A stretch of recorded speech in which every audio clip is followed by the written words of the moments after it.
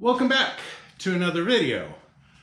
This one's going to be a little different just because you don't introduce new cars very often. In this go around, I'm going to introduce a car that I bought a number of months ago. Been wanting to get another one ever since I moved to Utah in like 2000, at the beginning of 2000. I found one midsummer. And the wife was completely understanding of me buying it because ever since she's known me, that was one of those cars that I said, if I find one, more than likely I'm going to buy it, especially if it's cheap. This one, I don't know if I'd qualify it as cheap. Total price, maybe still kind of cheap, but we'll see.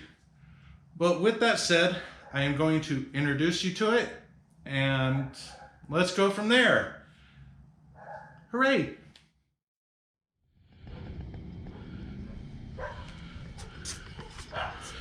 Yes. What I have here is a second generation Honda Civic. Made from like, I think 1980 to 83. Apparently people didn't like this car as much as I did. Because I mean, that's a pretty short run. I feel like. Quick little story. Someone in, was it Wyoming, I think, had posted this very poorly on the Utah Japanese Classic Car Forum or Facebook group, whatever. And they didn't post an actual for sale ad. So I then, talked to them. And I wasn't trying to buy it, but as you can tell, what you try to do and what you do are two different things. I put the ad up for sale. I was hoping after a day or two someone might have tried to buy it, then I wouldn't have. After a couple days, that did not happen. And I bought it for is either $1,500 or $1,600. At that price point, the car was delivered from Wyoming, Montana, something. It was like a 9-hour drive for them or something. And with that, it also came with whatever was broken. So the car was bought broken. I will show you everything, but more or less, it went through a few hands. It has a bunch of extra parts. The head is off the car, but it's been cleaned up. It has all the valves, springs, things like that. New timing belt. The older gentleman, like he's probably 60s, 70s, older, but appeared to know his stuff fairly well.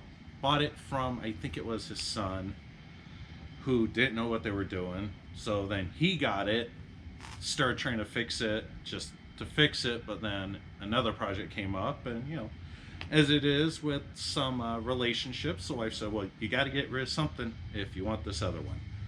So that's what happened, and he put it up for sale, and $1,600 delivered. I'm pretty sure it was $1,600, and I'm like going, well, it's not cheap to deliver a car. And I had it within a couple days. Like, we arranged it, and he came on a Saturday when we worked this deal out on like a Wednesday or Thursday.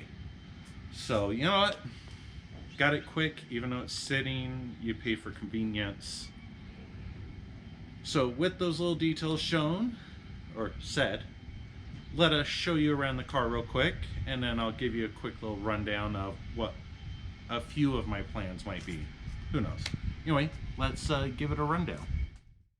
First thing, it came with a spare set of wheels. The fourth one is over there. Snow tires studded. I mean, makes sense. The car was in a northern state where they get more snow. The paint, obviously, has seen better days, but whatever. I'm guessing it's probably been resprayed, or that's... Actually, no, this might be the original. Either way, I'll probably repaint it. It's missing the grill, and I don't know if that was in the car, but we will look through. Now, oh, son of a... Okay, beforehand, this thing had this towel covering everything. Look how baby those pistons are. So small. Let's cover it all back up though. At least for now. I want to probably properly cover that up. And so you see the basics here. Alternator, timing belt sitting there. Electric fans. You know, it's a fairly kind of clean, like complete engine bay. I'm kind of happy about that. I've never realized how much space is right there. So apparently this engine has also came, or the one of the previous owners bought all the tidbits to put AC in this car. Apparently at some point it may have been removed, or I don't know, because there's no condenser currently in it. The AC unit, I don't see it. And when I had one of these cars before, it didn't have AC, so I wouldn't have had any experience with it anyway. So this is how I received it. I still don't know why that towel moved. I think before I close it up, I'm going to cover that a little better. Maybe throw a rag in there for each cylinder with like something to help, like some transmission fluid or something to help clean off the pistons. I don't know. I may not worry about it. So with that covered, let's go inside. So I am 6'2". I moved here, bought one of these cars off of a coworker for like 150 bucks, the price of the battery that he put in it. And I fit properly in it. So ever since, I have had a soft spot for these cars. You know, RPM gauge, 142,000 miles, seemed to have no rust, so I was happy about that. It's got the full carb setup, but apparently it had problems, and he was recommending just to get like a Weber. We'll see if I go that path. Who knows? But here is a book. I mean, this guy, like, a lot was provided with it. I am actually very happy. This is a... Oh, it's a box with the label. Oh. Intake, like, yeah. Comes with all the original goodies. So, maybe a cleanup before putting things back together later. Here's the head. You know, this shit's kind of cool. I guess he didn't really clean up that much. I think he did an inspection because it still looks rather dirty. So, this will be my first attempt at putting a head together. Like, actual assembly. I have never, like, replaced a head gasket, done work on a head or a block. Like, I've never dove that far into an engine. It's always been, hey, engine's fine, I'm just doing all the things around it. So, yeah, the car is actually in pretty good shape. I mean, like, it's rough. I mean, what else did they give me? They either gave me a heater or this has other parts in it. I don't care right now. But let's continue on to the back. Oh, on to the back. So I need a new taillight.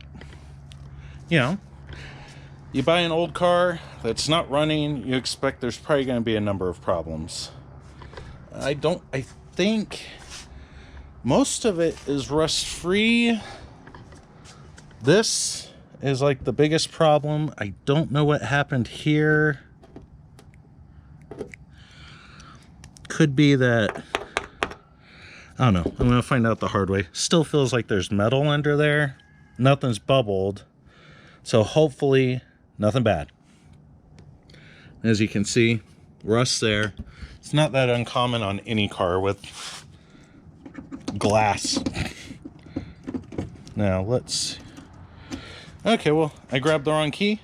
I grabbed the Hyundai key versus the Honda key. Be right back with this open. I'm hitting a point between cars and age that I've started buying keychains to make it easier to figure out which car is which.